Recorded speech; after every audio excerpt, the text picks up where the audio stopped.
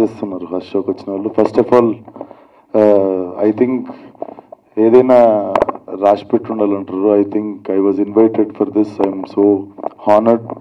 చాలా చాలా అదృష్టం ఉండాలి ఇట్లాంటి థింగ్స్కి. Like me launching 11th chapter Bhagavad Gita. And ముఖ్యంగా నేను చెప్పాలనుకుంది, ఇక్కడ ఉన్నది చాలా చాలా పెద్ద మనుషులు ఉన్నారు. ఇక్కడ చాలామంది పెద్ద మనుషులు ఉన్నారు. అమర్యాదగా కళ్ళద్దాలు పెట్టుకున్నట్టు అనిపిస్తుంది. నాకు కంజక్టివిటీస్ ఇంకా తగ్గలేదు, సో అందుకే పెట్టుకున్నాను. ఆర్ఎల్స్ అసలు కళ్ళద్దాలు పెట్టుకునే ఉద్దేశం లేదు.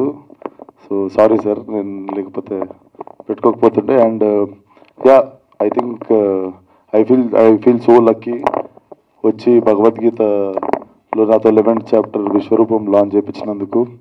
అండ్ ఆల్సో ఇది ఎస్పెషల్లీ నాలాంటి వాళ్ళకి చాలా అవసరం ఇది. ఎందుకంటే నాకు రీడింగ్ హ్యాబిట్ లేదు. ఓన్లీ నా సినిమా కథలు చదువుతుంటా. And when maybe with time వస్తుందేమో, అటెన్షన్ స్పాన్ తక్కువ.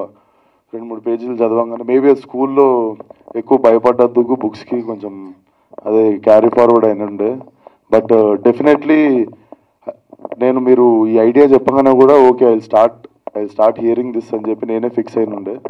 బట్ ఈరోజే ఒక చాప్టర్ వినేసాను. ఆ విజువల్లీ కావచ్చు, నేను ఉట్టి పాడ్కాస్ట్లో వినొచ్చు అనుకున్నాను. బట్ వస్తే విజువల్ కూడా చాలా చాలా కేర్ తీసుకొని చాలా బాగా చేశారు.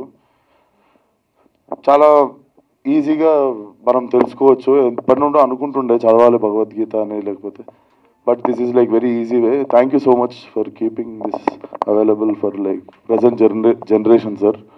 I think this will stay for ever.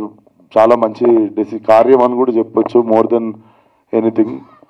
And I'm honoured for being a part of this. Thank you. తనకి ఎందుకు రమ్మన్నాను అంటే, యాక్చువల్గా ఇది యూత్ కోసం టార్గెట్ చేసిన భగవద్గీత కాబట్టి ఒక యూత్తో లాంచ్ చేయించాలి అనే ఉద్దేశంతో తనతో లాంచ్ చేయించడం జరిగింది. He is representing all the youth fraternity. Thank you very much. Thank you. So సినిమాలు ప్రొడ్యూస్ చేయాలి అని కోరుకుందాం మనం విశ్వాకి ఇచ్చి.